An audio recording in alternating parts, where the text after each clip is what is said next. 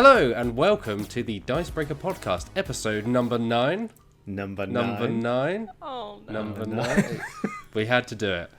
We did. That's have what to you do call a callback, folks, to Yeah. last week's joke It was about such the a number hit. 8.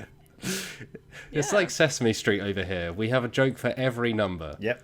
And the great thing is they repeat every month, so you'll hear them time and time again. Anyway, Yeah, that's how this numbers week, work. that is that. Well, we'll get onto that. I don't know if we will. I am Matt Jarvis. I'm the editor-in-chief of Dicebreaker, and I'm joined this week by Johnny Chiodini, Hello, how are we head doing? of video for Dicebreaker. I'm all right, thanks. How are you doing? I'm all right, yeah. Good. It's very warm. I'm not into it. I'm not a summer person. I'm not a cheerful person. I'm too hot. But I'm excited to podcast. You like your weather either frozen, kind of shivers, or hellishly... I imagine once it gets to a certain point, you must tip into, let the flames lick up. Oh, what, liking the heat again? This is fine territory. Absolutely not. I can handle the heat in other countries, but for some reason, when I'm in London, I'm like, it's got no business being hot. The Victoria Line is tropical anyway, so anytime I have to ride the tube, it's like, nah. Oh, Yeah. But yeah, I'm an autumn-winter kind of guy. that's fair. I'm with you. And we're also joined by Alex Meehan. How you doing, Alex? Hey there. We're Hey. joined by James Hetfield of Metallica. Hey-ya! I know nothing about Metallica, which I'm sure would surprise absolutely no one. Most of my knowledge of Metallica comes from the fact that there is a small snippet of a song that is played in Botchamania, a wrestling YouTube series, where it's just James Hetfield going, "I am the table." And that's about as far as my knowledge of Metallica songs goes. Perfect. Yeah, that's about all you need, right? Mm-hmm. Yeah, works for me.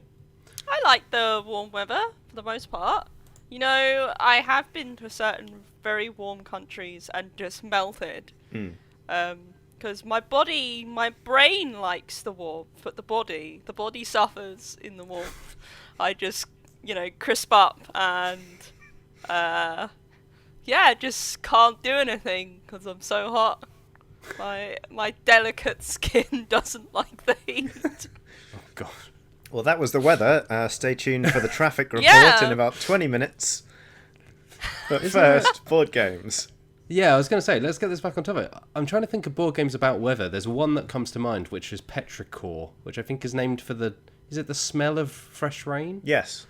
But there's a really lovely little board... Well, not little, it's quite big. But there's a really lovely board game called Petrichor, where I think you play as the clouds and you're trying to rain on things. Oh. I'm trying to think of other board games about weather. Forbidden and they're Desert not has the really sun coming beats down mechanic. Yeah. to mind. Of course, yes. And the storm obviously sort of happens every turn. Seasons? Isn't there a game called Seasons? You may be right. I That think there's seems to quite a be few quite that have the popular. sun. And photosynthesis. There's a Yes. weather deck in parks. Yes. Of course there is. There's turns out. Yeah. I'll Weather is write an all epic. this down. List Opening idea. strong. Yeah, here you go. Games what have weather in them. Yeah. You're welcome, Internet. Yeah. SEO gold. Quick, let's restart the podcast. Let's not give away our secrets. Yeah. All you weather fans out there will be glad to know. Let's talk about what we've been playing. Let's go in reverse order. Let's start with you, Alex Meehan. What have you been playing this week?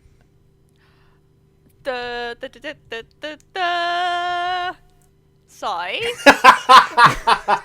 Scythe? Yeah. Playing that. Yeah, I played as Crimea. Mm-hmm.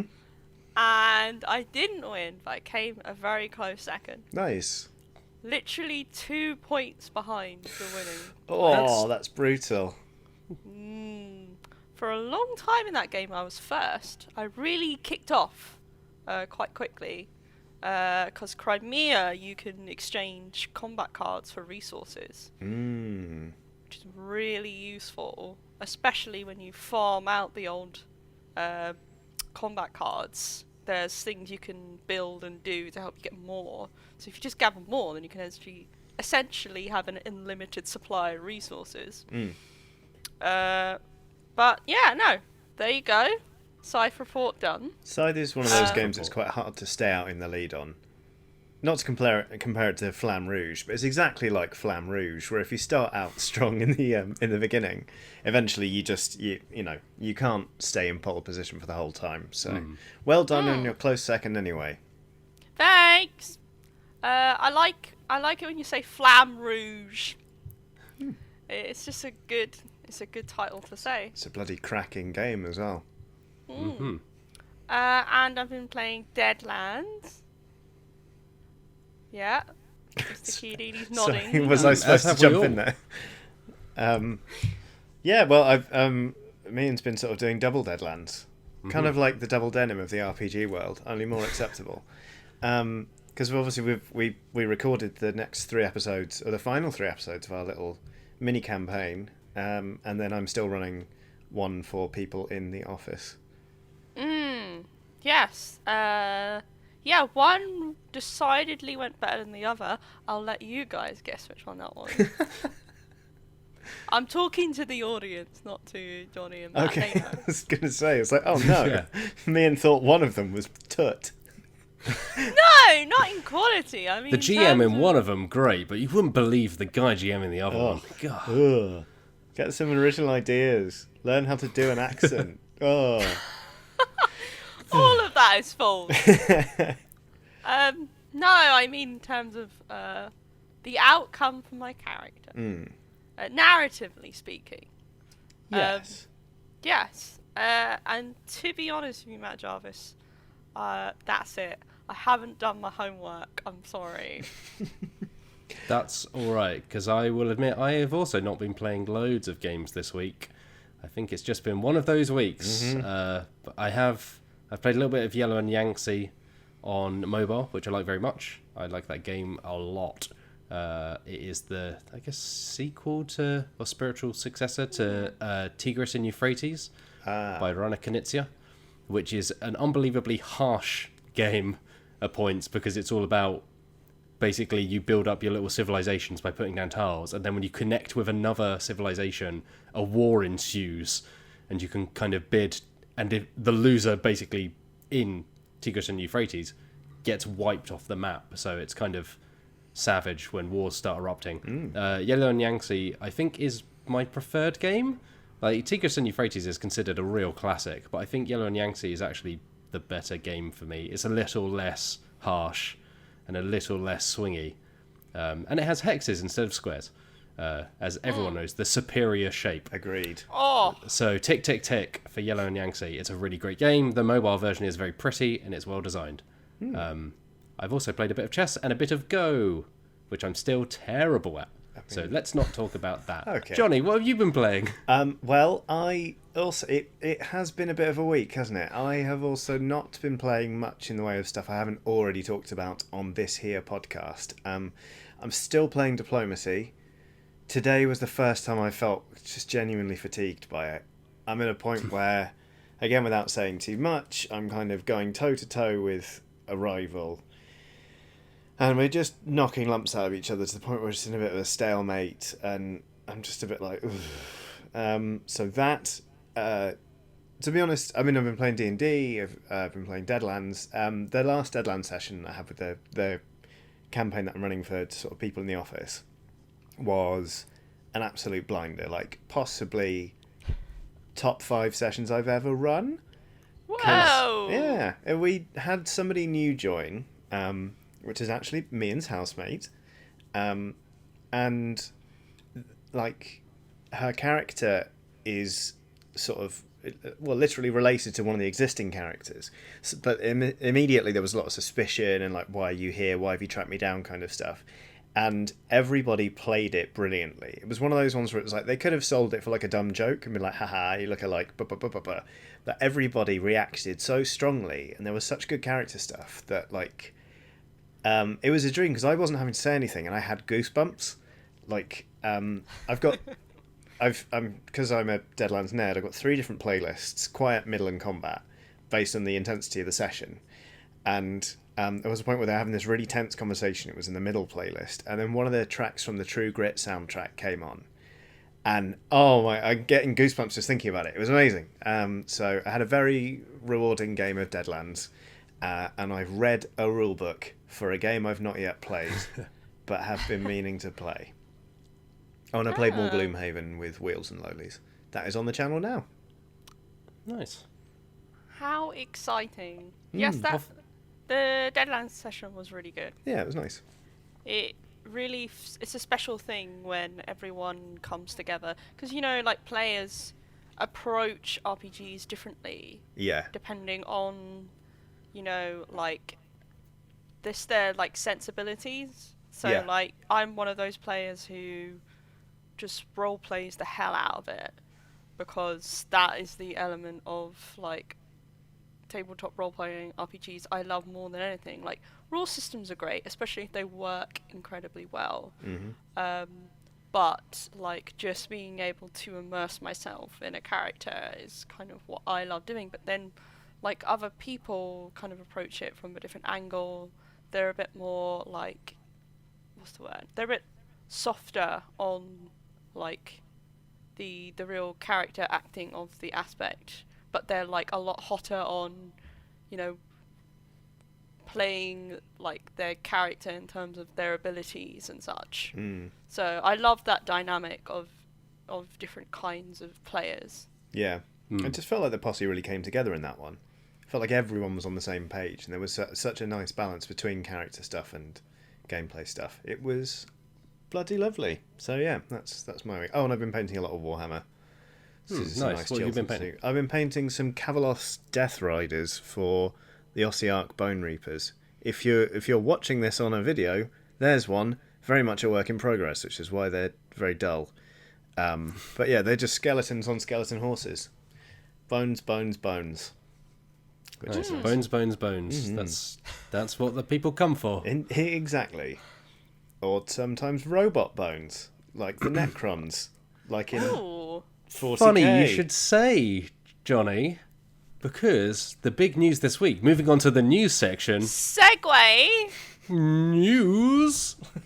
I don't know, like a slide whistle. News! News! I thought you said something else then. Yeah. Send news. Yes, the big news of this week is there's more. Who would have thunk it? There's more Warhammer 40,000 on the way. Warhammer. In fact, there is a great big whacking 9th edition of Warhammer 40,000 coming, as Games Workshop say, quote, really soon, which is just vague enough to be like, oh, that's exciting, and also like, is that really soon like 2 months? Is that really soon like tomorrow? Yeah. So by the time you hear this, it might be with you already. But I think... Is it soon like when they announced the Dreamcast at E3 and then just said it's out now? It's out now, yeah. Surprise, actually, there's a copy of the new Warhammer in everyone's house already. Which isn't too untrue, because 9th edition is described as being an evolution of 8th edition, which came out in 2017. So 8th edition was kind of a massive overhaul of Warhammer 40,000. I really liked it. I'd been out of 40k for a while and came back in with 8th edition because I reviewed it at the time. And I thought it was just really fun to play. It moved a lot quicker than I remember Warhammer 40k ever playing.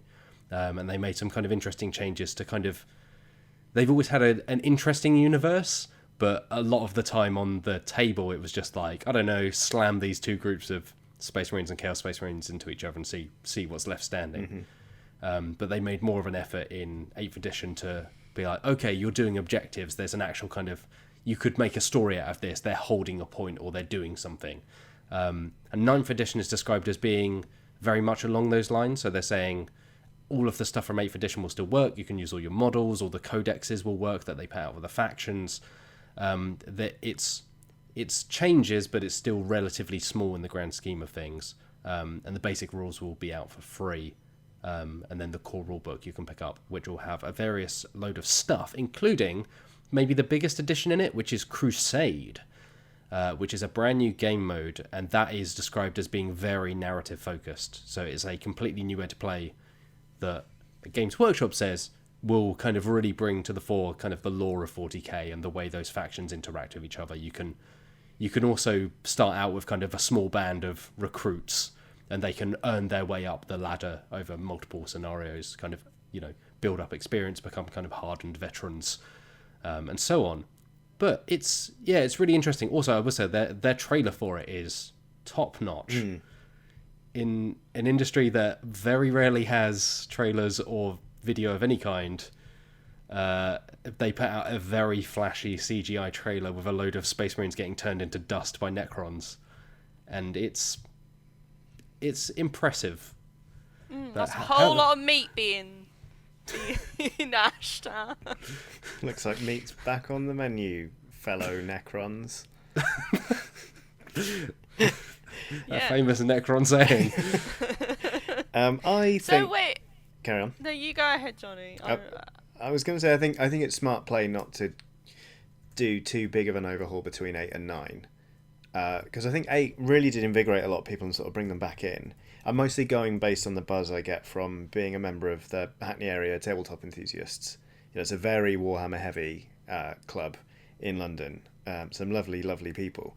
But I'm an Age of Sigmar player rather than 40k, so I'd sort of go based on what they're saying. But they were very pleased by 8th edition. They really enjoyed it. And I think if there's one thing as a club they really go for, it's narrative sort of campaign play. So I think bringing that stuff in is really good. They're excited about the more prominent Sisters of Battle. But when the first announcement came, I did see a couple of people just sort of getting just a bit of game update fatigue, being like, oh god, I only got this many games of 8th edition in the last few years. Do I really want to go in for this again? I think it will probably be quite reassuring for people to discover that actually it's not that massive an update. Like they did a big overhaul of Age of Sigmar with sort of Age of Sigmar 2.0, which was actually, it took a lot from 40k 8th edition. But I think it's, I'm playing as an Age of Sigmar player. Sure, some things get updated, and I need a new battle tome for my character in Overlords, for example. But I know that largely it's going to be the same thing, and if I want to buy the General's Handbook for that year, I can. Otherwise, it will still be the same bare bones experience. So it's kind of, I think iterative releases are smarter, just because no one likes to be told that all of the plastic they spent countless hours modelling and painting and playing with is now redundant. So that's good. Yeah, I think in general, Games Workshop went through a bit of a stage where they lost a lot of favour with kind of fans and hobbyists and whatnot, but particularly in the last, 5, maybe even 10 years, they've really been on an up in terms of, I think they're being quite smart with what they put out. Like the Killzone stuff is really great. A lot of it is completely cross-compatible, so your models can be used in this, that, and the other, so there's loads of different ways to play. They're kind of allowing for different scales, where it's like little handfuls of models up to the big, 200-point armies, and so on. So I think there's all promise that this will be, a solid entry at the very least. And again, like the rules are free, you can use all your codexes if you want to. So it doesn't come across as maybe as cynical a release as some people maybe consider it, but I guess we'll see with time. Yeah.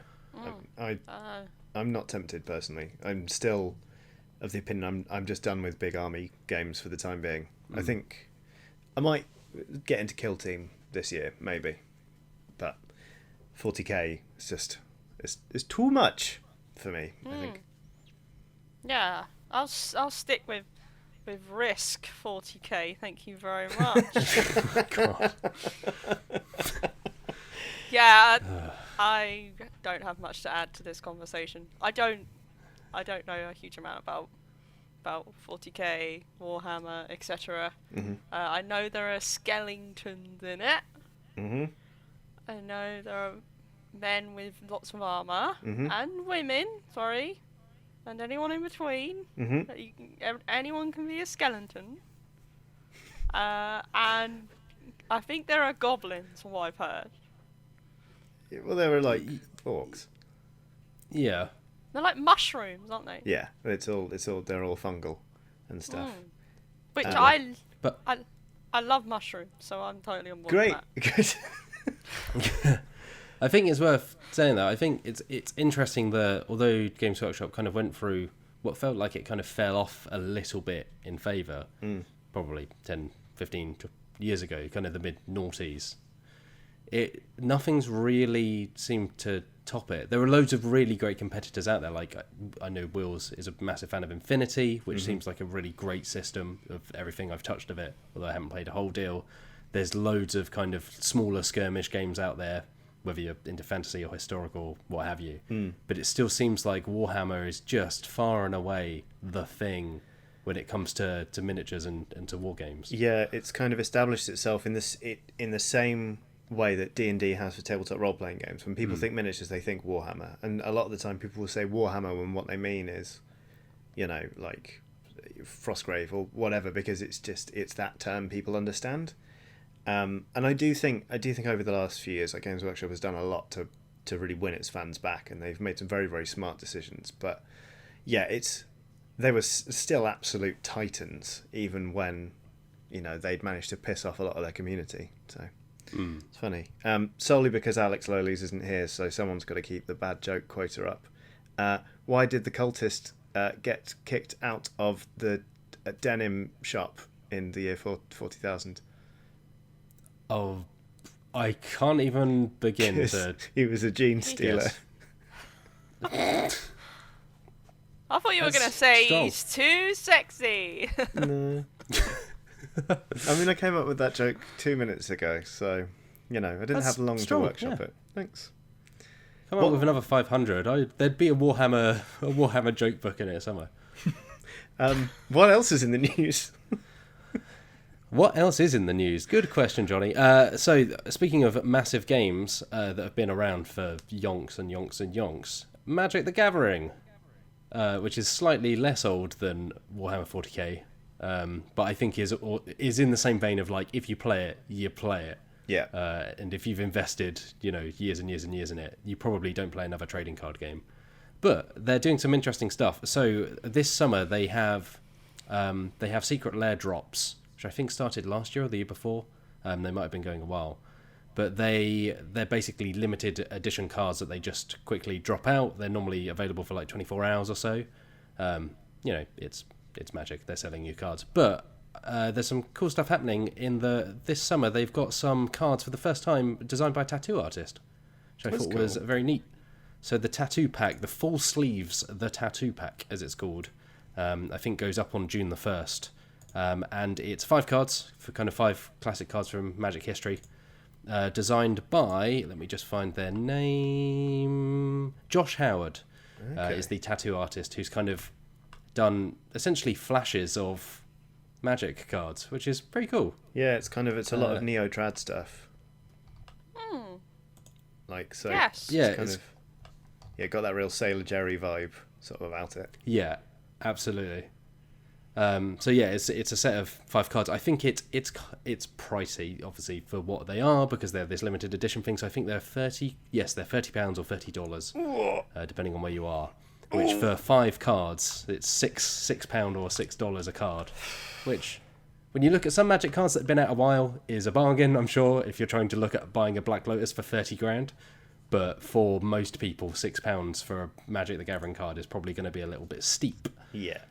You get them in, you get like a sleeve in Magic the Gathering Arena, and you get copies in Magic Online as well, but still, it's quite an investment. But they do look cool. It's one of 5 packs that they're basically putting out one a day for 5 days at the start of June. So the second pack in the what they're calling the Secret Lair Summer Super Drop, which is a delight to try and say, is Can You Feel with a Heart of Steel, which sounds like a parody of the Smiths in Futurama. So that's 3 full art foil cards based around robots, and that's 40 quid for those 3 cards. Oh, wow. Which is, I will throw my hands up here and say a disclaimer of I don't know Magic well enough to know whether that's a great deal or not a good deal, but when you're looking at over a tenner per card, it seems like quite a lot. So that's the second set. The third set is a Planeswalker pack. So it's basically imagining Planeswalkers doing normal non-Planeswalker-y things. So it's called the Path Not Traveled. That's on June the 3rd. The fourth pack is 4 versions of Lightning Bolt, which is an instant spell. That's called Mount and Go. And then the final pack is Ornithological Studies, which is 5 bird cards from Magic the Gathering imagined as real-life birds, which is kind of cool. So that's another 30 quid, and you get 5 bird cards in there. I love the ideas they're throwing around, but they're steep. Yeah, so there's a bundle for all of them, which includes like an extra bonus card as well, like a land card.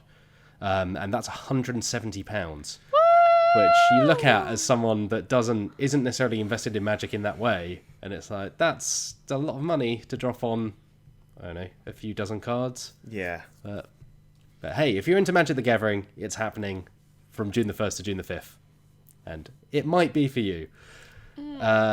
The other big Magic the Gathering news is they've announced a new tournament format called the Open. This is on Magic the Gathering Arena, which is the kind of, I think it's free to play, or at least free to download app that you can then play online. Obviously, there are ways of paying money to get more cards and boosters and so on. But the interesting thing with the new Open tournament is that anyone can enter.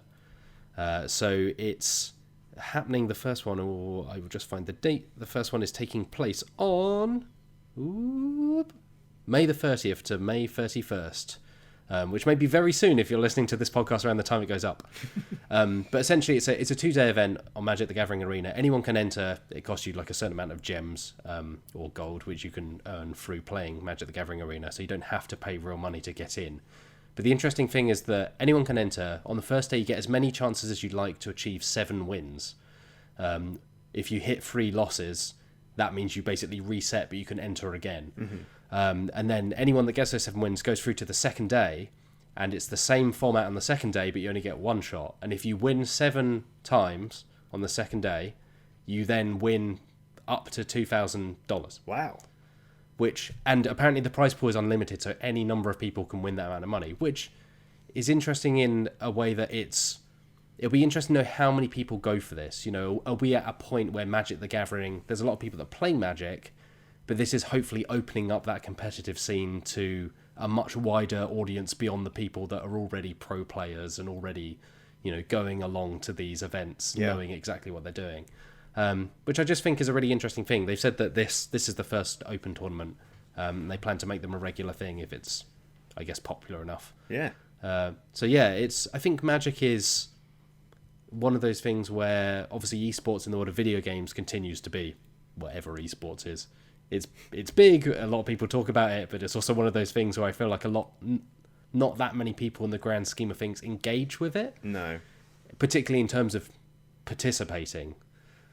Whereas this seems to be kind of throwing open the doors to a lot more people and saying, hey, if you already play this game, you know, maybe you can take that step up. Yeah, it's pretty cool. I mean, if it's open to absolutely anyone, then yeah, it stands to reason that people who play it a decent amount will have a shot at winning some money. And if you can bag $2,000, then, you know, that bundle for the Secret Lair Super Summer Drop Sensational Slamboree, that sounds positively like it's a drop in the bucket, reasonable. Yeah, exactly.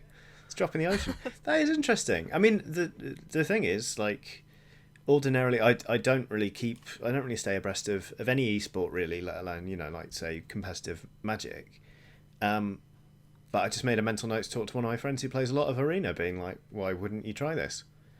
Yeah, I think that's the thing, is it is that the question of like, hey, just go for it. Like, if you're already playing this, I mean, particularly at the moment, like it's the way to play Magic. If you're into Magic right now, like, why not give it a shot? See how it pans out. Well, if you're listening and you're going to do it, good luck out there. Yeah. And if you found out about it through us, give us a cut. Join us for the next stream and give us a super chat. $2,000 super chat, please. So, moving on, we have something on a slightly different note. We've kind of done 2 big hitters. There is a The Shining escape room in a box coming. So it's a board game escape room. But it's based on The Shining, the Stanley Kubrick film specifically, rather than the Stephen King original novel. It's coming out for the film's 40th anniversary. And it's called Escape from Overlook Hotel. It's the second in the Coded Chronicles series. The first one was a Scooby-Doo game, so it feels like they've really hard pivoted. Wow, that's a jump, isn't it? Scooby-Doo to murderous, axe-wielding Jack Nicholson. Yeah, that's like what going you from... do is you get your kids, like, you wean them on the Scooby-Doo one, And then you're like, okay, kids, now we're gonna play the sequel. Yeah, perfectly Welcome. reasonable jump. Perfectly reasonable. It's like, oh, did you enjoy watching Ice Age? Because it's time for the thing. I know which one of those I find more horrifying. First goddamn week of winter. That is a double bill I'd watch, in fairness. Yeah. I don't know, because I have a feeling Ice Age hasn't aged that well. I think roughly 90 minutes after it was released, it hadn't aged particularly well. Oh! Take that, Bad Ice from that Age. charge. I think I saw Ice Age 3D in the cinema way back when. Oh, Gosh, who goodness. hurt you? Yeah. But, Actually, knowing Matt Jarvis just really doesn't surprise just me. went along for the The giggles. experience, yeah. Exactly, yeah. It helped me develop as a person by watching these terrible, terrible films. And by develop, I mean no sense of taste. Anyway, this escape room shining game, you play as Wendy and Danny rather than Jack. It can be played by one or more people, so you're the kind of, if you play in a bigger group, I guess you're just kind of controlling them as kind of overview, top down almost. Hey, don't go in that hedge maze, or don't go in that bathroom. Yeah. Oh, God, don't go in the hedge maze. So as Danny, you can use your shining to work out clues. As Wendy, you can spot things. Apparently, Wendy's special ability is she's perceptive, which feels like a bit of an offhanded like. Oh, Yeah. Considering how long it takes for her to recognise, I guess spoiler alert for The Shining, very old film now. Considering how long it takes for her to recognise that her husband is having a hard time, That's shall we true. say, it seems a bit ironic that her ability is to be perceptive, unless it's not being perceptive of human situations. I'd just like to apologise for my cat going absolutely ballistic in the background, by the way. She disagrees with your opinions on The Shining, needless to It's say. like, Wendy's perfectly fine, leave her alone. Yeah. Maybe Wendy's superpower should be have extended argument with director. Oh god. Oof. Oh dear. But I mean, I haven't played the Scooby-Doo one. I'm not sure if it's out yet. It might be, but either way, we haven't played it. But it sounds interesting. Like I like escape room board games. Yeah. Is this there's a some game really you can good play ones. more than once? So I don't. In terms of destructibility, I think you don't destroy anything. But Okay. obviously, if you know the clues, I would guess that much of it will be kind of done for you. But Yeah. apparently, it lasts for over 2 hours, is what they're saying. Okay. So it's quite a long one in terms of escape room games. Yeah. And you know what? I don't really mind games that you play and then you're like, well, I'm just going to give this to someone now. Like, you know, you play Consulting Detective or Time Stories through and you're like, well, time for you to find a new home, little board game. Yeah. So- And it's 25 quid. So if you consider it kind of priced against an escape room you'd go to, if you hand it to a couple of friends, Yeah. you're probably going to get, Yeah. pass it around a few times, you're paying less than a tenner each. Yeah, that is It's not too bad no, for a that's couple of hours. Very good value, to be honest. I've got friends who build escape rooms professionally as like their jobs and stuff. Wow.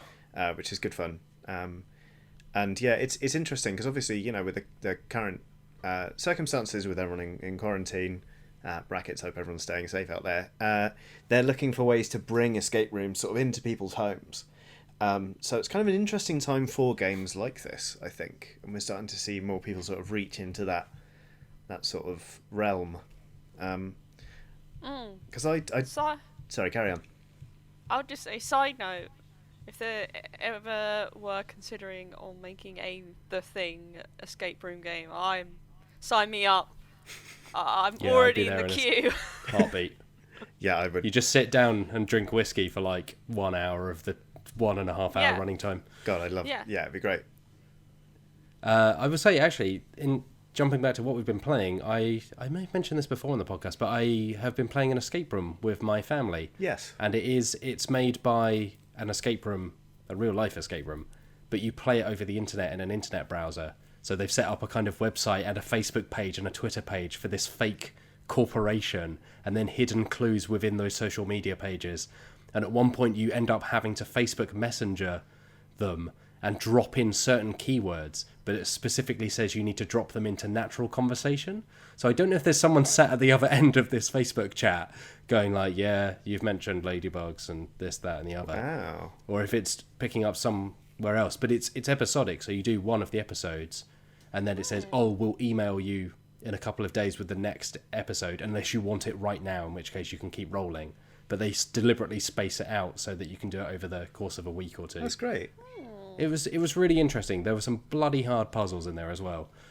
And they have like a hints page, as you would have in a real life escape room. Yeah. But obviously it always feels a bit like cheating. But we were just sat there racking our heads at about 11 o'clock at night going, it's a lot.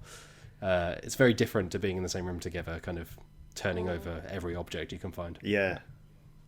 I'll also add in a plug. We have a list of best escape rooms that you can play at home on the site. So if you're looking for some to play, go check out that list. It's very good. They were all played by the person that wrote that list. I'm very sorry, I can't remember the writer's name. But they played them all themselves and kind of ranked them. So yeah, there's some really good ones out there. And hopefully this will be another good one. Yeah. Have either of you played the Shining board game that they released? No. So, which one do you mean? I believe there was one released fairly recently. Is it Ravensburger? So I think there's one coming out from Prospero Hall, which is the designers that did the Jaws game. I don't know if it's out yet, but okay, it that's might probably be. the one I'm actually thinking about. Yeah, that rings a bell. Because I think the only Shining board game there's been before then was one that came out in the mid-90s that was unofficial but had Stephen King as a playtester or something like that. Okay. So although it wasn't licensed, Stephen King played it and went, yeah, it's fine, apparently. But I don't know. So yeah, there you go. Yeah, there is one coming out from Prospero Hall, which, considering the Jaws game, is meant to be quite good. Yeah, Prospero Hall I think do a really good job of licensed games. So they did Villainous. The Disney Villainous games. They're doing a lot of games at the moment. Yeah, they do. They're doing a Back to the Future one as well. Mm-hmm. But they're sort like their games are really decent. Like I think they did Hogwarts Battle as well, the Harry Potter game, which it's a good game. Like in terms of Harry Potter games, it has the people you recognise. Yeah. It has Neville and his Toad. But beyond that, it's kind of like this is a solid deck builder. Yeah. That happens to be a Harry Potter thing. So. Rolling on with news, a very quick one. The first board game from the new founded studio from Corey Konechner, who's the designer of Star Wars Rebellion and Mansions of Madness and co-designer on Eldritch Horror and things like that. He left Fantasy Flight in 2018, I believe, to set up a new studio called Unexpected Games. 2019, I believe. It was last summer. He announced he was leaving to set up this new studio that was focused on kind of innovative games. Their first game is described as, quote, a multi-layered experience that tells a story in a unique way. So in other words, we know absolutely nothing about it. We don't have a name. It was meant to come out this year, but it's been pushed back into 2021 as the result of everything happening in the world. Their statement was literally, the state of the world is responsible. Wow. So yes, they've said that development is finished essentially on it, and they've already got 2 more games lined up. Ooh. So could be interesting. He's made some really good games. He was at Fantasy Flight like 14 years, so he had a hand in a lot of what came out of that studio. Yeah. At various points. So that's that. A very quick one. Moving on. There's a Stormlight Archive game. Alex Meehan, you wrote this story. Tell us about Stormlight Archive, or Call to Adventure Stormlight Archive. Yeah, I did write this story. So a studio called I can't remember what they're called. I'm already falling over the hurdles. Brotherwise Games. Yeah, Brotherwise Games, the Boss Monster people. Yes, Brotherwise Games, who made the Boss Monster series. There you go, I remembered that, which is quite good. It's like a retro-inspired game where you have to, I think you're the monster and you have to stop those pesky heroes and coming in and doing all good stuff. And they teamed up with I guess the publishing house, but I guess Brandon Sanderson, who is the author for the Stormlight Archive, which is a series of fantasy novels with essentially, I mean, they're essentially superheroes in it, like, but in fantasy terms, superheroes.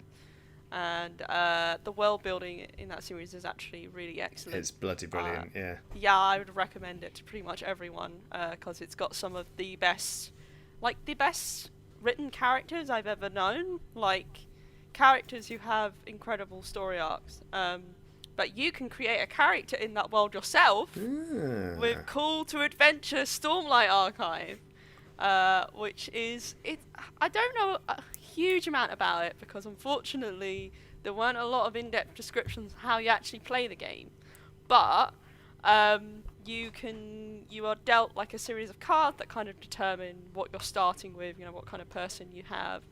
And then you can gradually gain more cards, which help you build your character even more by performing challenges. And then eventually you either work together to bring down a big bad from the series, or you sometimes will work against each other. Because some players can be characters from, let's just call it, the bad side. Oh, no. Although moral grey areas, really.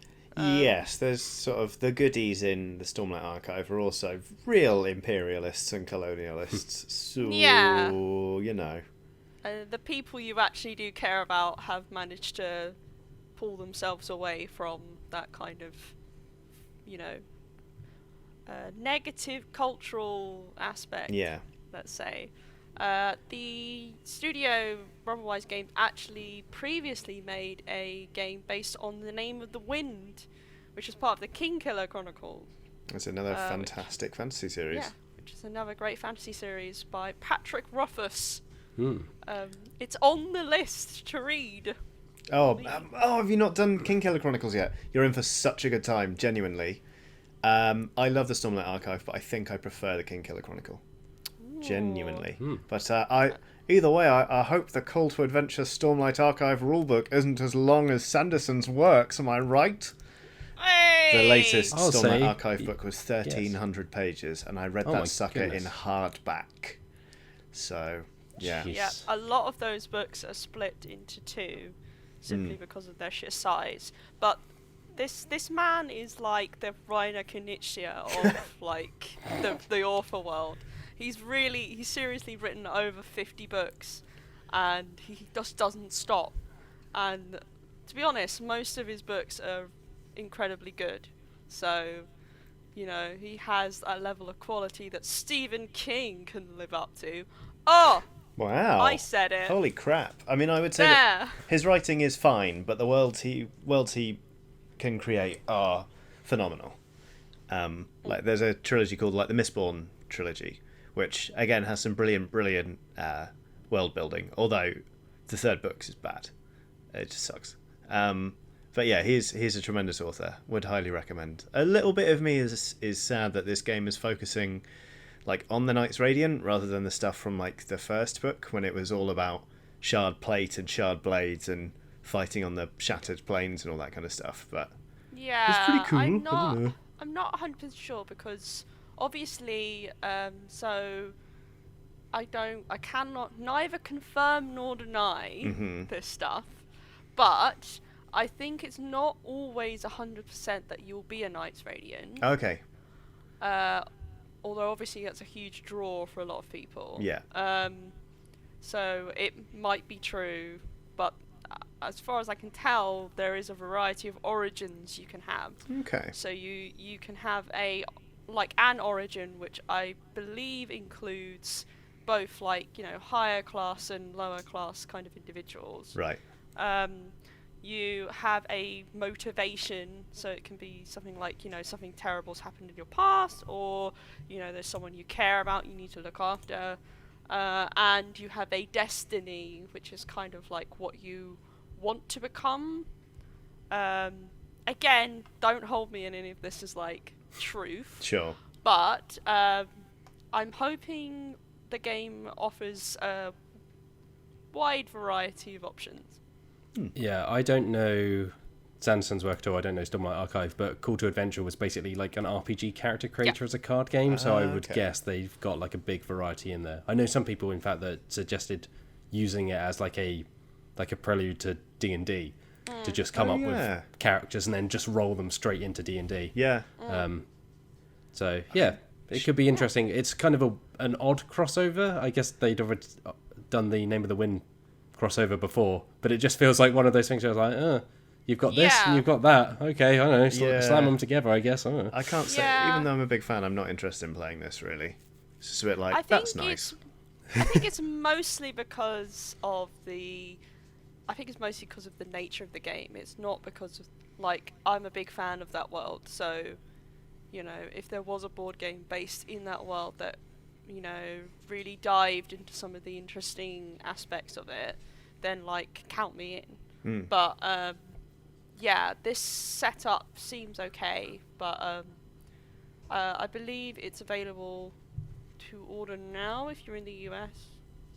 And it's coming out this summer, I think.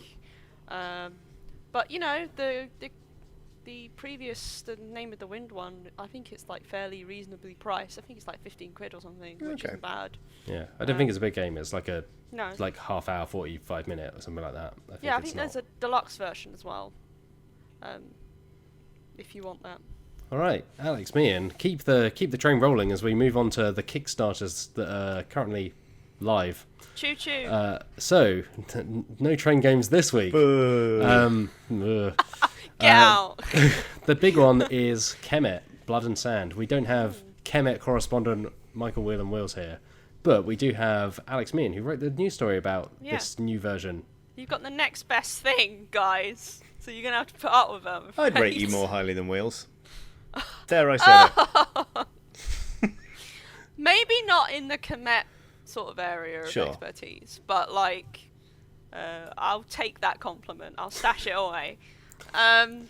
So the revised version of Kemet, which is a game that, Michael Whelan has talked about in the past, which is where you control like different tribes and they worship different gods, and you can sort of battle for different territories, and there's some you know, divine intervention stuff going on in the game, and you essentially just earn victory points in order to win. There's a revised version called Kemet Blood and Sand, which I get confused with Spartacus game.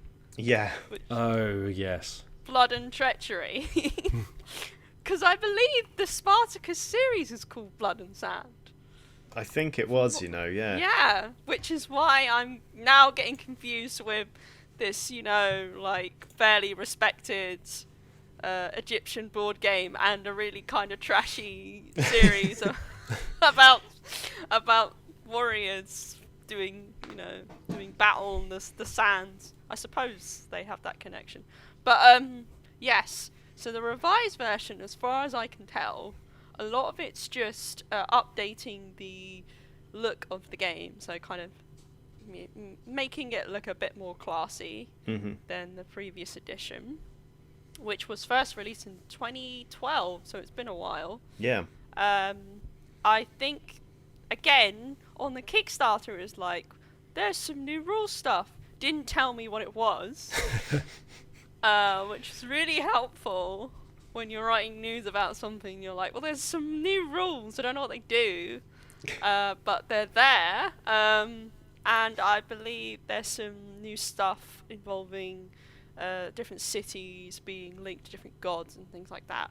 So I would, it sounds like an interesting game to play. It's part of an unofficial trio of games. Yes, including Cyclades, which is like Wheels' favourite game, and Inish isn't the other one, is it? Yeah, it is. It is, yeah. I mean, I think bloody love Inish. I think it's actually the lowest rated of the three, but I think it's cracking. See, I think this came up on last week's podcast, and Wheels, I can't remember, Wheels might have said that He said he liked Inish was Cyclades the most. yeah, and but I probably think he said that his Inish least. was Yeah. the most well regarded. So I Oh. don't know. Maybe it's just Oh, maybe I'm wrong. Yeah, Cyclades is like Will's favourite board game. I love it as well. I really love Inish. I've not played Kemet, and generally that's because, you know, when I've heard people talk about it, they've said that Cyclades is just better. So it's like, well, I own Cyclades, so let's just play Cyclades. But if they are doing some mysterious, as yet unannounced, tinkering with the rules, then I'd be interested to give it a go and sort of see how it shapes up. Yeah, I find it very strange that they've decided to do this with Kemet rather than just start with Cyclades and go from there. Maybe there's something to do. I mean, the designer for Kemet is like, each game is designed by a different team. So I believe Cyclades was co-designed by Bruno Cafala, which is a fairly big name in board games, having designed Seven Wonders Duel, various games like that. But they've started with Kemet, which is the middle game. Maybe it's something to do with the designer or the rights, or could be the it's theme. it's very strange because, like, with that and also Ankh, it's like the pirate thing again. Like, I'm now being inundated with Egyptian games. Yeah. So, not that I'm complaining. I like Egyptian-themed things. I am Kemet the Frog.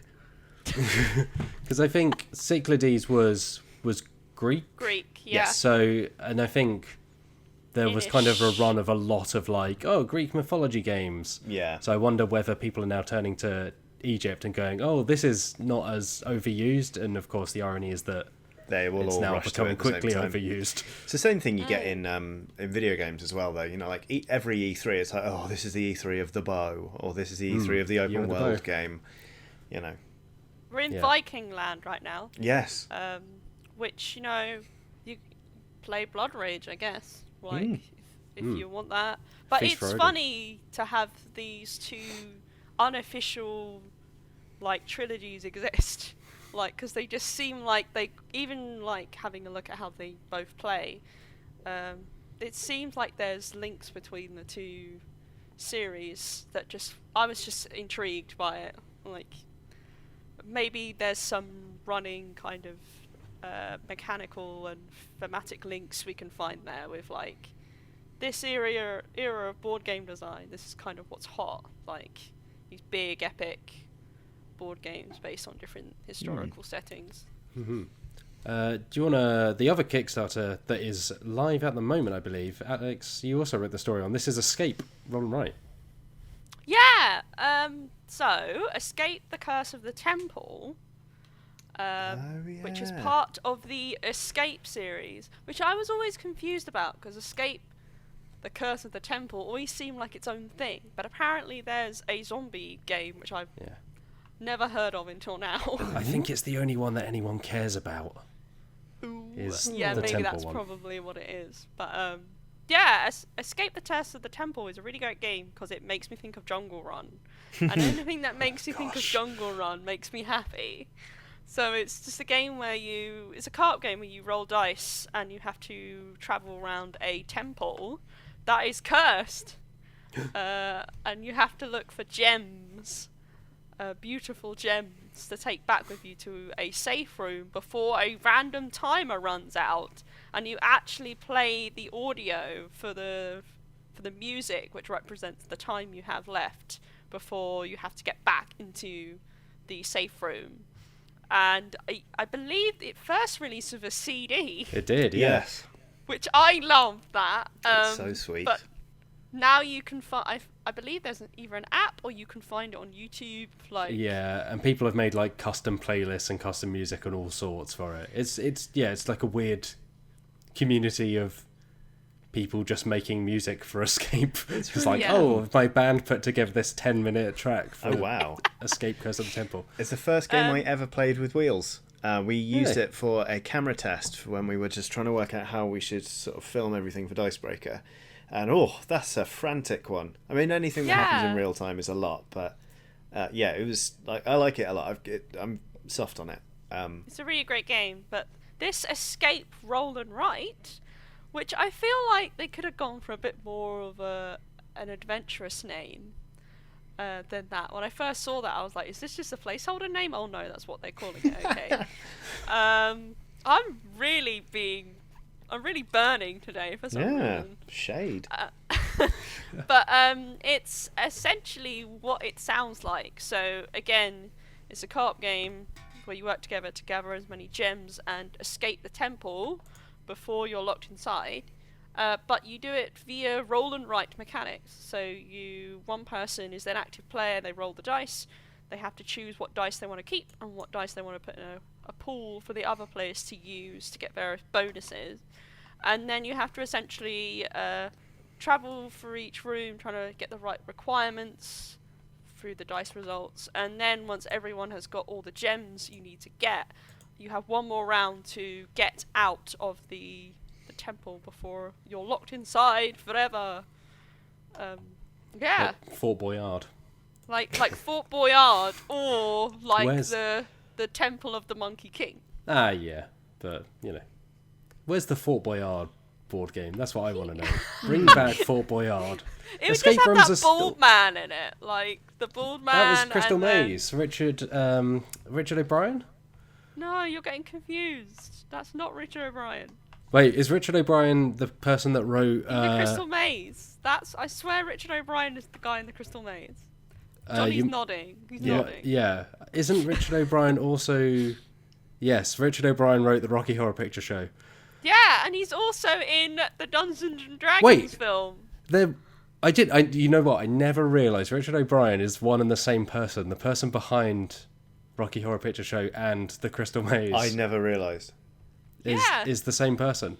That's mind blowing. He's done some interesting things. Yeah. But and then you have do you know what the fun connection is, right? Between Tom what? Baker, between Richard O'Brien and Tom Baker and Fort Boyard. Right? Where did Tom Are you Baker ready? come from? No, listen. Why is Tom right? Baker here now? Tom Baker is in Fort Boyard. Oh, okay, right.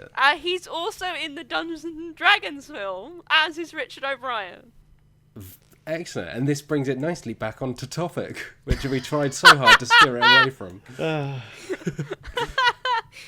Yeah, it looks alright. Escape roll alright, I guess.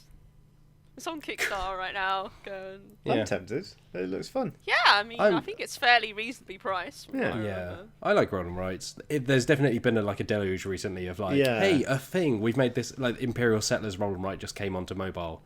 And I played the tabletop version last year, and it was kind of like, this didn't need to be this. Imperial Settlers is a perfectly fine game as it is. It doesn't need to be a roll and write. There's enough good roll and rights out there. But More train game roll and writes. I agree. Railroad Inc. is all you need. It's a great game, and they're making more of it, so good on them. In terms of other releases coming out, again, we're going by the Asmodee UK release list because it's the easiest place to find a lot of that stuff. Basically, a big load of nothing really interesting is on it. There's a load of... I think there's some expansions for card games, some bits and bobs coming out, but there's no real big releases coming out this week. That is the week of whatever week we're in, May the 25th. Yes. Review. Oh, goodness. It's alright, there's only a few more days I can do that. Until next year, when we get the full run. Let's move on to email, shall we? Oh. Well, emails and tweets and Facebooks. So, Johnny, would you like to read this one from Will? Would I? Let me find it. Where is it? It's in the email and tweet section. I'm looking. See, this week I even highlighted them and put them all at the top. Oh, because I was like, see. this will make it easier They're to find them all. pre-selected. Yes, here we go. Will says, discovering chaos in the old world last year set up one of the cornerstones of my board gaming group's regular play. What now out-of-print games that aren't called Doomtown Reloaded do you enjoy? Ouch, Will. Oh, that is a good question. Out-of-print games that I still really enjoy. I've got one. If Go you're for still it. thinking, I'll give you 2 time. Shadows over Camelot. Let me tell you about Shadows over Camelot. This is a game that I really like. It's got knights in it. One of them's really funny. I think his name's Sir Percival, and he's the one that no one wants to play.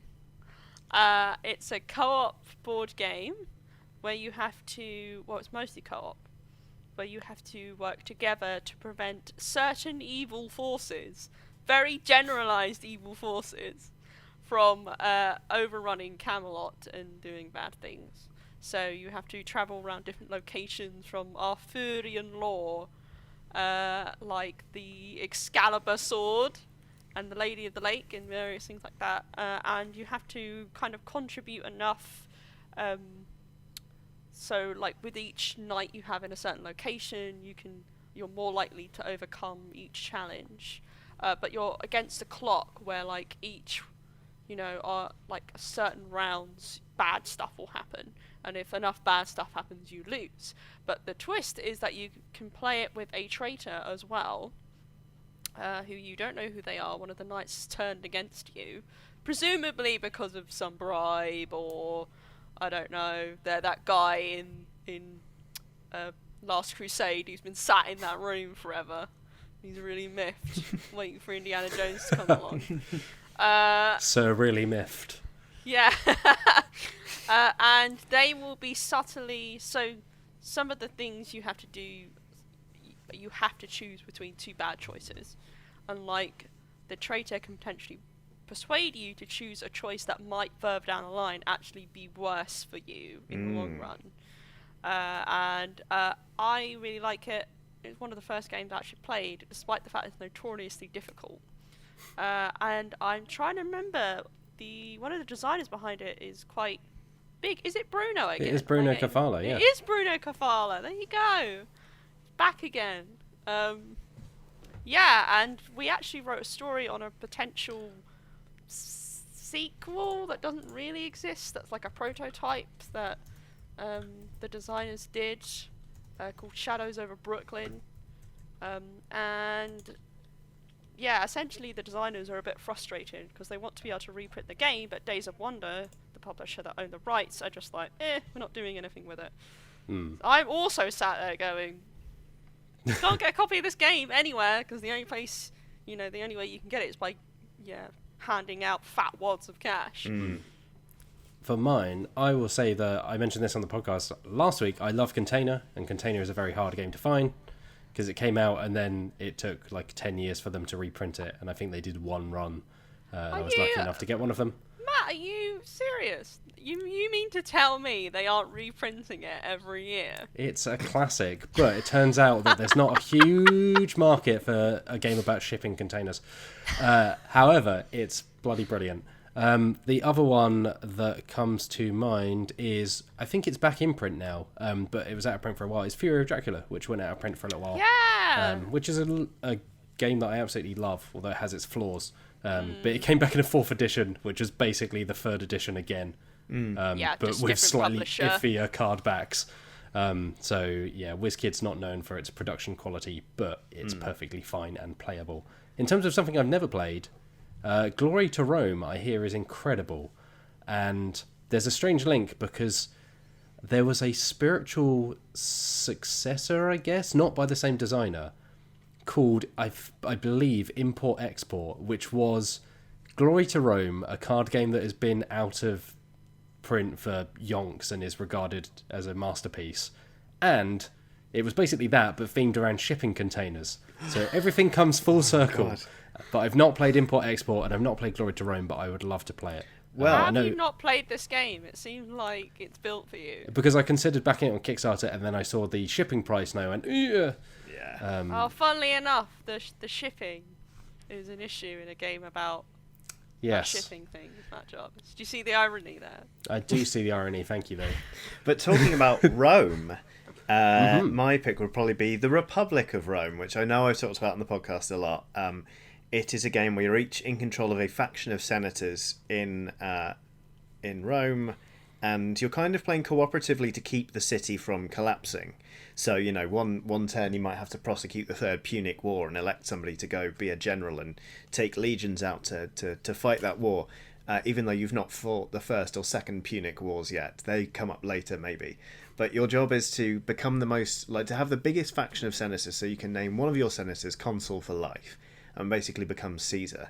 And it is just a raucous game that's more fun the more you roleplay it, because you can make speeches to open the Senate and make movements and all this kind of stuff. It's a game that you could play either in a very, very dry way, or you can just crack open some tinnies and get very, very silly with it. The rulebook is awful, but I love it. I love that. I love the idea of pretending to be a Roman emperor. Oh, mate, you can try and assassinate other people, and if you get caught, you stand trial. So when I once played it for my birthday, and we all wore togas made of bed sheets, and people went on trial, we set up the clothes hanger as a dock. The other one, if I could pick one that was out of print but I think is back in print, is Lifeboat, the card game. Oh yeah, by Guerrilla Games. It is basically a game where you're all in a lifeboat. You get secret cards where you love one person and want to protect them, and you hate one person and want to kill them. And depending on where you're sat in the boat, you'll either get a chance at better provisions, which can help stave off, thirst and damage and all that kind of stuff, or you'll have a better say over which way the boat goes, which is to say who's getting dunked overboard, which can lead people to harm, etc., etc., etc. And you voyage until you reach land, which just basically involves going through a certain number of cards. If you survive to the end, you get some points. If the object of your love survives, you get more points. If the object of your hate is dead, you get even more points. This is a game you can win also having died, because if you're in the boat and you've got more valuables on you than anyone else, you've won, despite the fact you're dead. It's very funny and just very, very silly. Good play for being in a pub and being like, Sir Stephen, I want you to change places with me in the boat. No, Sir Stephen's like, I won't. It's like, well, then we're going to fight. I'm going to attack you with my harpoon. It's a lot of dumb fun. Seems like very dangerous, this amount of battle happening in a very small lifeboat. Oh, generally speaking, I've in all the games I've played of it, only 1 or 2 people have made it back alive.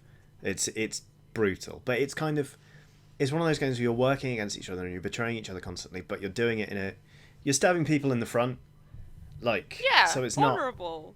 But it's not. It doesn't hurt like other games of like hidden role games can, I think. So that's a big one for me. I knew it was out of print for a long time, so I lost my copy and tried to buy a new one. I do have another copy now, but yeah, that took a while. So thanks for your question, Will. Thanks for negging me about Doomtown. It's a great game, and it's not out of print, actually. Meehan, would you like to read this one from... Let's go for this one from Ben Breen. Ben Breen. Ben Breen. Right. Ben Breen asks, I've recently got a friend into board games through Pandemic and then Pandemic Legacy Season 1. When looking for our next game, should I play it safe and look for another cooperative strategy game, or is it better to mix things up so things don't get stale? I'll jump in here and say Pandemic Legacy Season 2 is extremely good. I actually personally think it's better than the first season. Although I might be in the minority for that. I think just not as many people played it, but I actually think it does some more inventive things, and it does some really clever things with the Pandemic kind of format. I'd say if you like co-op games, play more co-op games. There's loads out there. There's no... If that's what you're into, you can ease into other stuff by finding games that have co-op elements but also have the potential for competitiveness, so Betrayal or Dead of Winter, for instance, where you have kind of betrayal mechanics. So you can ease in and see if you like the competitive elements or your friends enjoy the competitive elements. But hey, if you like co-op, there's nothing wrong with just playing co-op games all the time. Yeah. Yeah. I think there's again, I might be completely off the mark here, but I think there's a feeling in some groups in the tabletop community that co-op games aren't for the big adults. They're spiel material, not Kenner spiel material. Yeah, exactly. Where it's all co-op games can only offer so much, challenge and can offer only so much. But I think that's a load of codswallop. I agree. I love co-op games. A lot of it is because I'm a very uncompetitive person. So co-op games give me the opportunity to work with people rather than try and compete. Not that I'm entirely against the act of competing, but I think that especially if your friend is still relatively new, I do think co-op games are a really good way of bringing people into, the hobby. And then, there are plenty of co-op games that are more complicated. Like, oh my goodness, like Eldritch Horror is one of the most complicated games I've ever played, and that is co-op. Yeah. So it really is, if you want to play co-op, then go ahead. Have a bang on Set a Watch. It's tremendous. Yeah, exactly. That game doesn't pull its punches either. Although I would say, to be a slight contrarian about this, like, it is...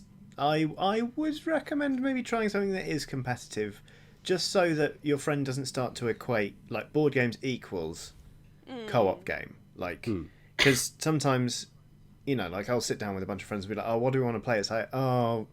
The first question actually we always ask is, how adversarial do we want to be? It's like, I'm not up for anything super, aggressive, la la la. I reckon get some root down you.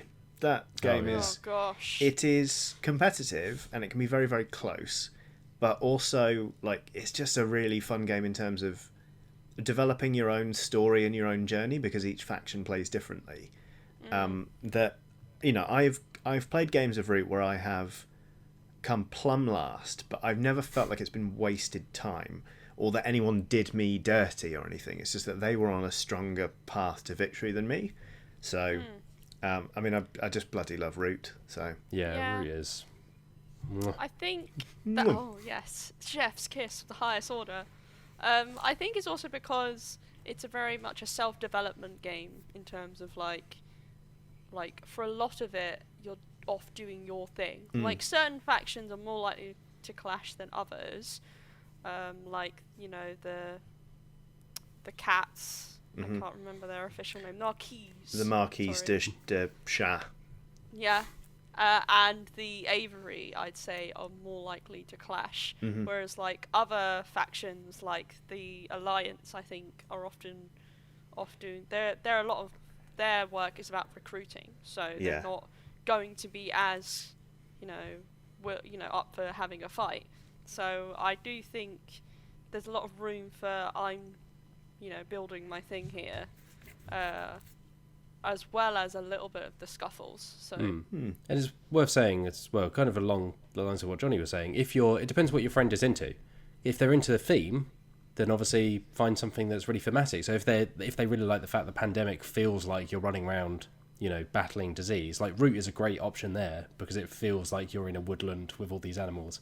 But if they're just into the actual gameplay mechanics, then there's, like, Pandemic, you can go to, like Meehan said, Eldritch Horror, where you're moving point to point, or even something like Area Control if you wanted to go into the competitive side, where it's like, I'm moving between these regions, but instead of fighting cubes, I'm fighting you big lump.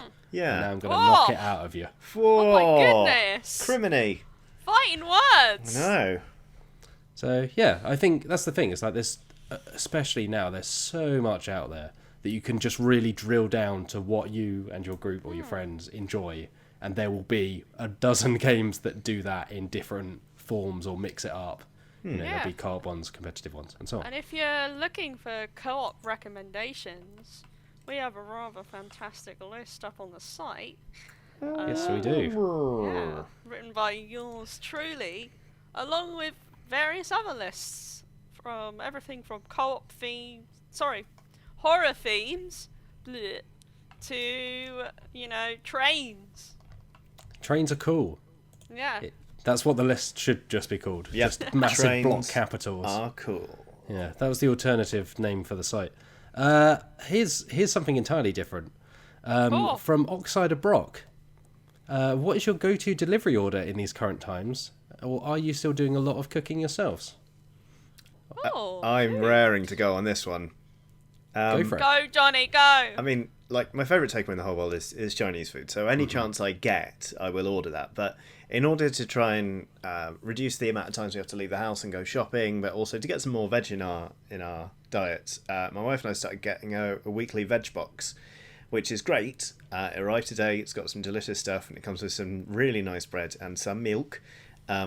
So to be honest, the milk's more than we can get through. So I've taken to making one thing with a white sauce a week, which is good. I'm getting really good at making a roux, let me tell you that. But they wouldn't stop sending us carrots. And it was like, oh, this is a lot of carrots. Like more carrots than we really wanted to eat. And like, I'm fine with carrots. My wife, if they're cooked to the point of being soft, she doesn't really want to know. Carrot fritters, mate. Discovered them last week. Grate a couple of carrots. Throw some onion in there. Throw a bit of garlic in there. Like an egg, some flour, whatever spices you want. Cumin's great. Stir it all up. Nice hot pan. Little bit of oil. Whack a spoonful there. Like smash it down with a spatula so it goes like disc shaped. Leave it for 3 minutes so it forms a crust. Flip it. Do it again. Carrot fritters. I feel like I've got my life back. Like before, I was living in a dungeon that was slowly filling with carrots until eventually there'd be no room to breathe. Like a really crap Indiana Jones trap. But now, we're having carrot fritters for dinner. Yeah, imagine if all those snakes in that bit when it's locked in Raiders are just all carrots. I hate carrots, Jock. I hate them. Why did it have to be carrots? I will say, when you say carrot fritter, I just imagined you like just dipping an entire carrot in batter. Yeah, sticking like a it battered in the Mars fryer. bar. Oh no, like a really disappointing Savoy. Your experience with carrots is like my experience with marrows. I really hate marrows. And my parents have an allotment, and one year they planted marrows. And oh my goodness, the worst thing about marrows is that they don't stop growing. Like they just keep producing more, and they're horrible because they just taste like water, and the texture's really gross. And I just got sick of it, and they had so many marrows that they had to like freeze them. So we just had a freezer full of marrows, and then they made marrow rum, which Johnny knows about. The legend of the marrow rum is a great story. I've already told that to some other people, to be honest. Here's some advice if you're ever thinking about marrow rum. Don't do it. Okay. I will say that Jarvis, go. along those lines, which is going off the question, but hey, we're here now. When I first moved out of my parents' house, and I went to live down south, my grandparents would regularly send me frozen ratatouille, and I couldn't eat it quick enough. It was really nice ratatouille, but they would send it in the little like plastic tubs that you often get with takeaways. Yeah. And it built up to the point where I had so many tubs of ratatouille, I had no idea what to do with them. Oh. And so I just lived off ratatouille for months at a time. Oh wow. Just to solely try and get through all of these tubs, because I didn't want to waste it. No. It was homemade and it was tasty. I just wanted anything but ratatouille. But I would say that I love Chinese takeaway, and I absolutely adore an Indian. We recently discovered a local Indian, which we've basically just been having things off of the menu because it has a much wider menu than where we were going before, and it's been one of those small little pleasures of just trying out different things, trying to vary it up just in any small way at the moment. Just find just small bits of variety where you can. Yeah. And in our case, it was ordering just a load of Indian food, which was delicious. It's a great way to do it. Honestly, one of the first things coming out of lockdown, just gonna get some friends, go down the local Indian. Team curry. Big old curry. Oh, yes, please. Oh. Yeah. All right, I'm very hungry now. Let's move on to a new question. Yep. Johnny. I'll quickly say Thai food. That's it. Mm-hmm. Ooh, yes, please. I mean, Oh, I'm honestly, really hungry most foods at this point, just it's all good stuff. Meehan, would you like to read this one from Emmy Little? Oh, Emmy Little asks, any good games for 2 players? My husband is obsessed with Gloom at the moment. Any good suggestions, or even bad ones, just for a laugh? Please help. And thank you. I mean, if Alex Meehan were here, she would say You are here. Alex Lowleys are here. I do that once I a would week. say. Lowleys would say I'm Star Realms, actually a obviously. ghost. I've been dead for 15 years. 15 years. Star Realms is good. Azul is brilliant with 2 players. Play some Azul. Jaipur is great. I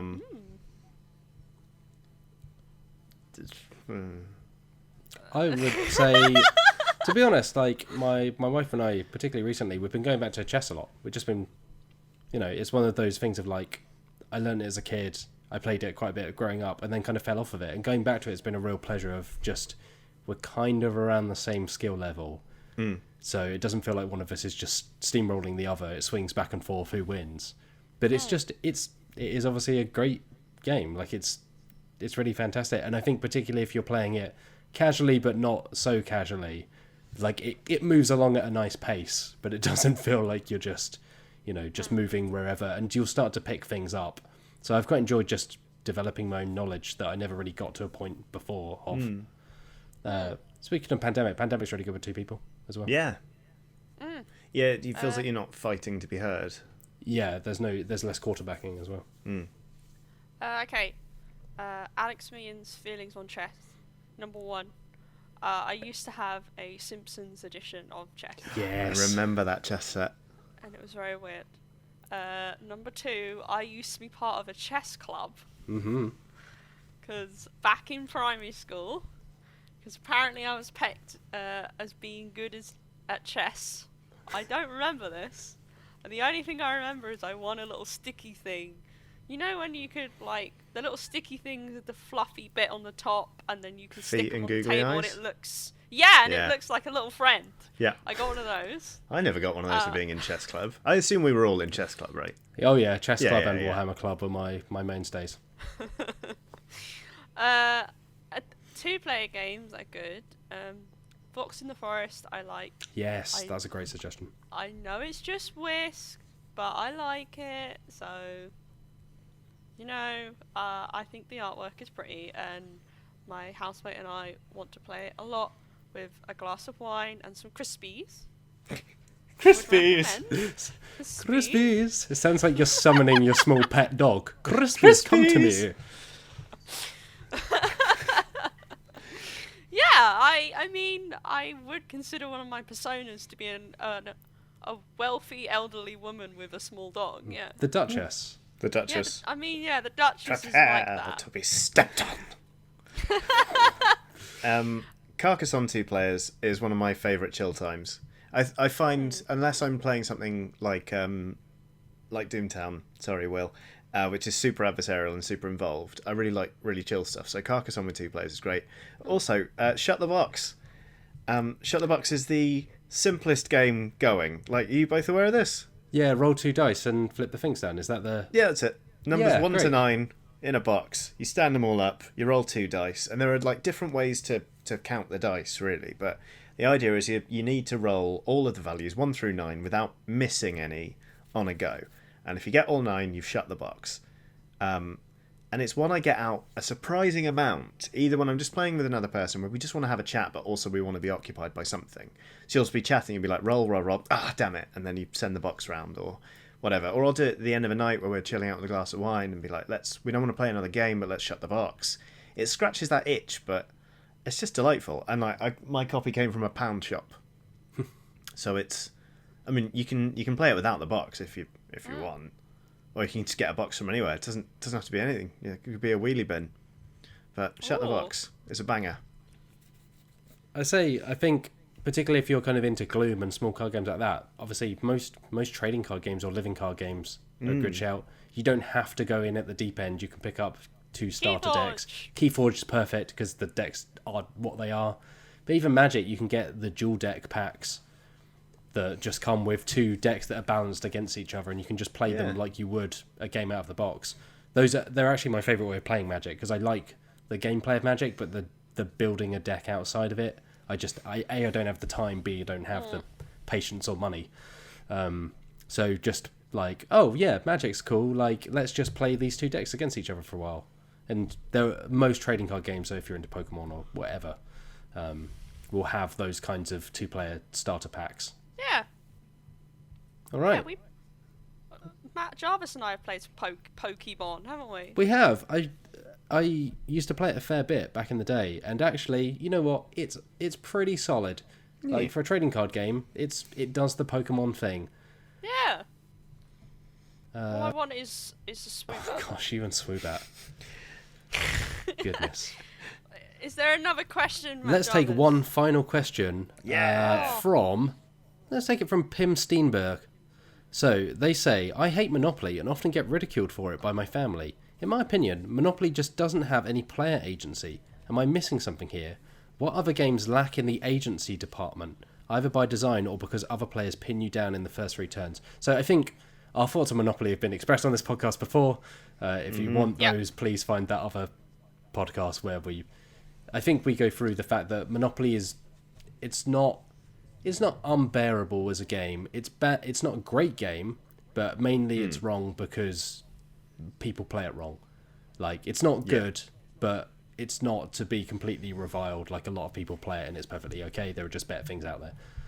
But I think in terms of agency, it's an interesting question. So I guess games that just feel like they're playing you to some degree, or I think this happens with quite a lot of like pure strategy games, particularly if you play with people who have played a lot, and it can feel like the opening turns, they're on 15 points already and you're stuck on 0 working out what's happening.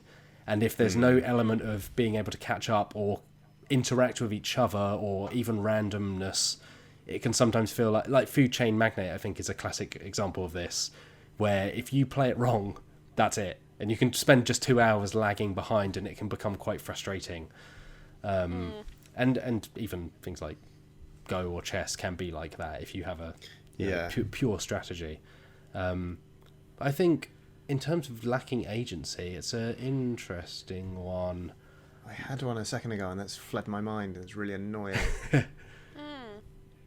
I mean, they're often the kind of games where you just sort of move around a board and not much happens, which is you know, a lot of the very basic, what we'd call like classic board games. A lot of board games that are kind of thrown out for young kids with properties. Roll and move games. Where you can tell the publisher just does not care. One of the Star Wars Outer Rim. Outer Rim is just, it's a bimble game where you're like, I go to the thing, is it what I'm looking for? No, guess I'll try somewhere else then.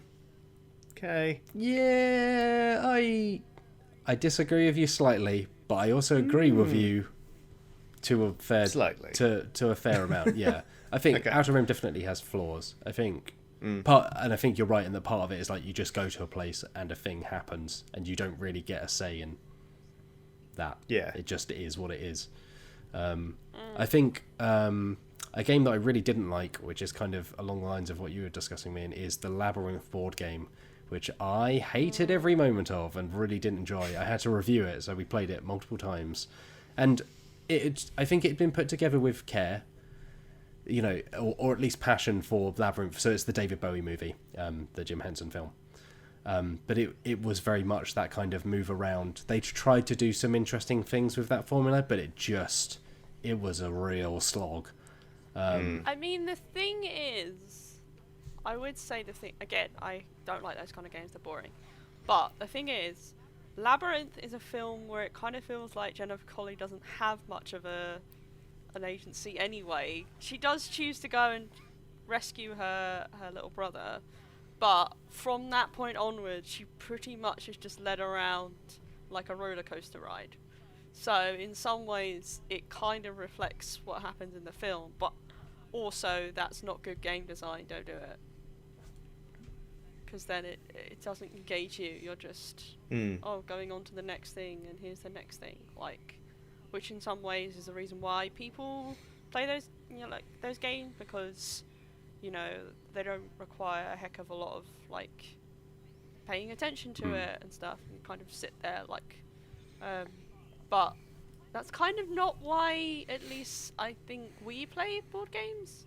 There are like great relaxed games that you can play that are still engaging as much as you want it to be, but it isn't designed to almost like for you not to care about it. All right, I think that's about all we've got time for.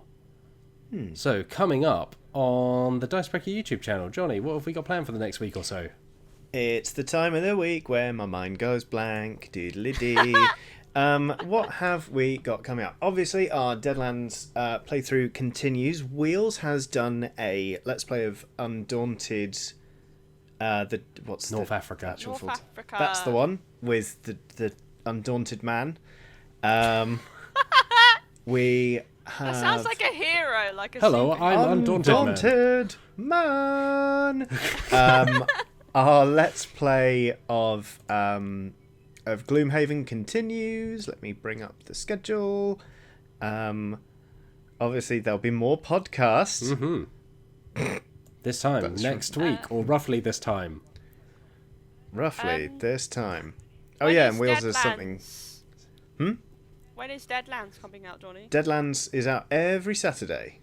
Every Saturday, So- 3 o'clock, BST time. We have a Tomorrow. premiere. Yeah, if you're listening to this on the day of the release of the podcast, because you're a keen bean, there'll be an episode of Deadlands for you tomorrow. If you're a Bean And, fan, yeah, definitely tune in. if you like a bean, oh beans, have we got some Yeah. beans for you? Beans. Yeah.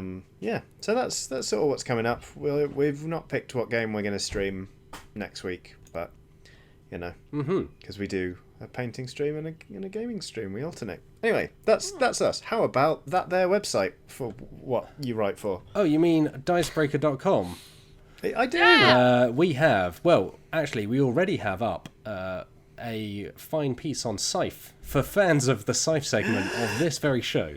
Alex Meehan has written a very good piece about playing Scythe online during the current lockdown, and also just working away at it, which I thought was it's a really, really good read, and I think echoed, like, a lot of what you said, Alex, kind of echoed what I've been feeling. Not with Scythe specifically, but that feeling of just wanting to find something to work at, basically, at the moment.